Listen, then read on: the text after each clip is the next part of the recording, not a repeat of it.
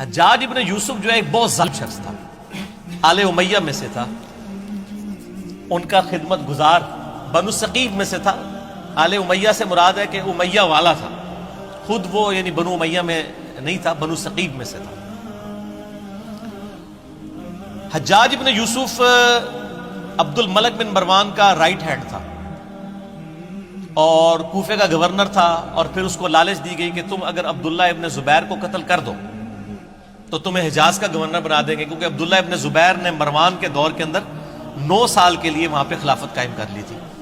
شہادت حسین کے بعد مسلمان حکومتیں 2 حصوں میں بٹ گئی تھی، شام میں اور باقی سارے ایریا میں یزید یعنی حکمران تھا، اور یہاں پہ چونکہ شہادت حسین کے بعد آپ کو پتہ ہے واقعہ ہررا ہوا، اور اس کی وجہ سے ایک ریونج تھا شہادت حسین کے ریونج میں، چونکہ اہل مدینہ نے بیعت توڑی تھی اس لیے یزید نے حملہ کروایا تھا مدینہ شریف پہ، اسے واقعہ ہررا کہتے ہیں۔ اس کے بعد خانہ کعبہ شریف میں اس پورے ایریا میں عبداللہ ابن زبیر نے حکومت قائم کر لی، پھر ان کو بھی شہید کرنے کے لیے اس نے بھیجی فوج، لیکن وہ کامیاب نہیں ہوئی۔ پھر مروان بعد میں آیا، بیچ میں کچھ عرصے کے لیے یزید کا بیٹا تھا معاویہ، لیکن اس نے چھوڑ دیا، معاویہ ابن یزید۔ بعد میں مروان بھی کوشش کرتا رہا، کامیابی نہیں ہوئی۔ جب اس کا بیٹا عبد الملک بن مروان بنا نا، تو اس نے حجاج ابن یوسف ظالم شخص کو بھیجا، اور اس نے پھر دوبارہ سے یعنی چڑھائی کی، اور یہ پوری ڈیٹیل آپ کو صحیح مسلم میں ملے گی کتاب الحج چیپٹر میں، اور مشکات میں بھی آپ کو 30 جلد میں جو قریش کے مناقب والا بیان ہے نا، اس میں آپ کو مسلم شریف کی حدیث ملے گی۔ ایک حدیث یہ ملے گی کہ نبی علیہ السلام نے فرمایا بنو ثقیف میں ایک کذاب اور ایک ظالم شخص پیدا ہوگا، ایک کذاب اور ایک ظالم۔ کذاب کے بارے میں یعنی لوگوں کا دعویٰ ہے مختار سقفی، ہمیں کوئی دلیل نہیں ملی، ترمذی سے ایک لے کے آتے ہیں، لیکن وہ امام ترمذی نے کہا ہے کہ کہا جاتا ہے، کہا تو بہت کچھ جاتا ہے، سند بیان نہیں کی ہے۔ بہرحال اسما بنت ابی بکر سیدہ عائشہ کی جو بڑی بہن تھی، انہوں نے کہا کہ یہ جو بنو ثقیف کا ظالم ہے وہ حجاج ابن یوسف ہے، یہ صحیح مسلم میں، اور پوری حدیث مسلم شریف میں مشکات میں 30 جلد میں آپ کو ملے گی پوری ڈیٹیل حدیث کہ عبداللہ ابن زبیر کو اس نے شہید کروا دیا، اور مکے کے دروازے پہ اس نے ان کی لاش ٹانگ دی عبرت کے لیے، نعوذ باللہ، صحابی رسول کی، عام صحابی نہیں، صحابی رسول کا بیٹا، عشرہ مبشرہ حضرت زبیر کا بیٹا، حضرت عائشہ کا بھانجا اور سیدہ اسما کا بیٹا۔ اور یہ وہ شخص ہے، بخاری شریف میں آتا ہے کہ جی کفار مکہ کہتے تھے کہ ہم نے بندھن کر دی ہے، مسلمانوں کی اولاد نہیں ہوگی۔ پہلا بچہ جو پیدا ہوا وہ عبداللہ ابن زبیر تھے۔ نبی علیہ السلام نے اپنے مبارک ہاتھوں سے ان کو گھٹی دی تھی کھجور کی، یہ گھٹی دینا بھی سنت ہے، صحیح بخاری میں آتا ہے، یہ عام بندہ نہیں۔ ان کی لاش ٹانگ دی، عبداللہ ابن عمر وہاں سے گزرے اور کہا کہ اے ابو خبیب تم پر سلام ہو، یہ ان کی کنیت تھی، اور ان پر سلامتی بھیجی، اور کہا کہ یہ جو آل امیہ کے لوگ ہیں تمہارے بارے میں جھوٹ بولتے ہیں، تم ایسے نہیں تھے، تم بہت عبادت گزار تھے، تم بہت نیکوکار تھے، اور میں تمہیں منع کرتا تھا، یعنی وہ عبداللہ ابن زبیر کو منع کرتے تھے کہ آپ حکومتی معاملات میں نہ پڑیں، وہ ذرا ان کی پیسو نیچر تھی، ان کی ایکٹیو نیچر تھی۔ تو بہرحال یہ وہ پڑھ کے چلے گئے وہاں سے، تو بعد میں حجاج بن یوسف کو کسی نے بتایا کہ عبداللہ بن عمر نے تو بڑے تعریفی کلمات، یہ لادہ بات ہے، حجاج بن یوسف نے بعد میں عبداللہ بن عمر کو بھی قتل کروا دیا۔ آل امیہ نے کسی کو نہیں چھوڑا، جو ان کے حاکم بھی تھے ان کو بھی شہید کروایا، یہ بھی صحیح بخاری میں آتا ہے حج والے چیپٹر میں کہ حجاج بن یوسف تیمارداری کے لیے آیا عبداللہ بن عمر کی، کہا کہ مجھے پتہ چل جائے نا آپ کو کس نے مروایا ہے، یعنی وہ زہر آلود نیزہ مار دیا گیا تھا حج کے دوران، کیونکہ امیر حج یہ ہوتے تھے، تو گورنر وہ تھا، وہ کہتا تھا منو امیر حج کیوں نہیں بنا دے، ٹھیک ہے، تو عبداللہ بن عمر کیوں امیر حج ہوتے ہیں؟ تو عبداللہ بن عمر نے فرمایا میرا قاتل وہ ہے جس نے احرام کی حالت میں آلات جنگ لانے کی اجازت دی ہے، یعنی تو اب ڈائریکٹ تو نہیں کہہ سکتے تھے نا، ظالم آدمی تھا، تقیۃً نہیں انہوں نے ایک بات کی، میسج کنوے کر دیا۔ تو وہ مسلم شریف کی اس حدیث میں آتا ہے کہ جب وہ عبداللہ بن عمر چلے گئے تو حجاج بن یوسف کو کسی نے بتایا، تو اس نے پھر کہا کہ ٹھیک ہے عبداللہ بن زبیر کی لاش اتار کے یہودیوں کے قبرستان میں پھینک دو۔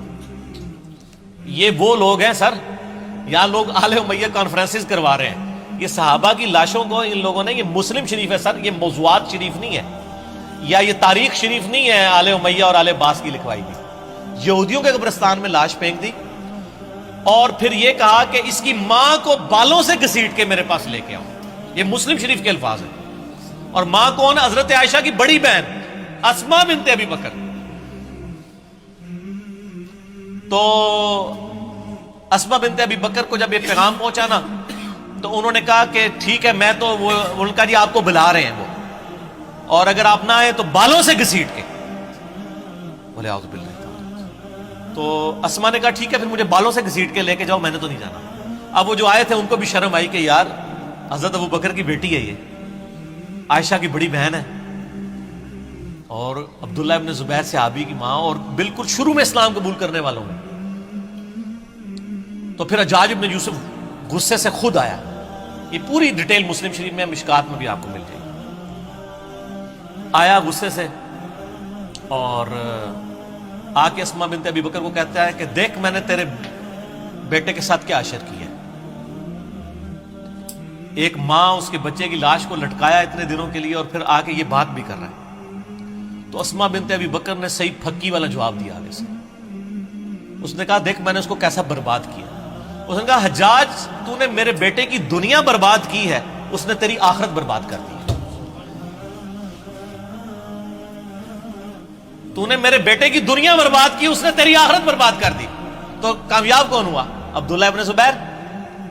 اور آگے مسلم شریف کے الفاظ ہیں کہ اسما بنت ابی بکر کہتی ہے کہ ہم نے رسول اللہ سے سنا تھا کہ بنو ثقیف میں ایک کذاب اور ایک ظالم پیدا ہوگا. کذاب تو ہم دیکھ چکے, ظالم تو ہے.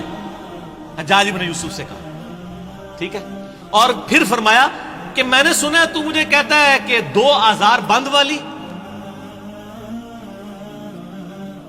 یہ سیدہ اسما کی یعنی آپ سمجھ لیں ایک خصوصیت کے طور پہ بیان کیا جاتا تھا, 2 آزار بند والی. تو اس نے کہا ہاں. تو ان کا تجھے پتا ہے یہ 2 آزار کیوں تھے؟ ایک یہ جو آزار میں باندھا کرتی تھی نا ابو بکر اور رسول اللہ صلی اللہ علیہ وسلم کا کھانا لے کے میں غار ثور میں جایا کرتی تھی, اور دوسرا آزار میری تیمد ہوتی تھی جس سے کوئی عورت بھی آزاد نہیں ہو سکتی, اور اس وجہ سے میرا نام پڑ گیا تھا 2 آزار بند والی, رسول اللہ صلی اللہ علیہ وسلم کا کھانا لے کے. تو آپ اندازہ کریں کہ آل امیہ نے ان لوگوں کو جنہوں نے اسلام کے لیے اتنی قربانیاں دی تھی ان کے ساتھ کیا کیا ظلم کیا. صرف آل رسول کے ساتھ ظلم نہیں کیے, باقی صحابہ کی اولاد کے ساتھ. یہ جو آج جو ہے وہ سعودیہ کے ریال لے کے ان کے فضائل و برکات جھوٹے بیان کرنے کی کوشش کر رہے ہیں, ان کو پتہ نہیں ہے کہ یہ بھی کیا کر رہے ہیں, یہ اپنی دنیا بچانے کے چکر میں اپنی آخرت برباد کر رہے ہیں ان کی جھوٹی وکالت کر کے. اور سر آپ کو حقائق اگر جاننے ہیں نا تو آپ یہ میرا ریسرچ پیپر پڑھیں, واقعہ کربلا کا حقیقی پس منظر 72 صحیح الاسناد احادیث کی روشنی میں اہل سنت کی مین اسٹریم کی کتابوں سے میں نے 200 روایتیں جمع کی ہیں, اکثر بخاری اور مسلم سے. تو یہ جناب حجاج ابن یوسف تھا اور یہ اس کی اصلیت تھی.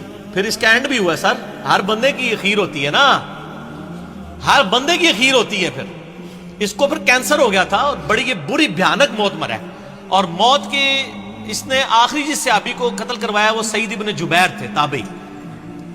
ٹھیک ہے, وہ بھی بڑا دردناک واقعہ ہے, وہ میں بیان کروں تو آدھا گھنٹہ اور لگ جائے گا. اس کے بعد پھر وہ کسی پہ قادر نہیں ہوا قتل کرنا.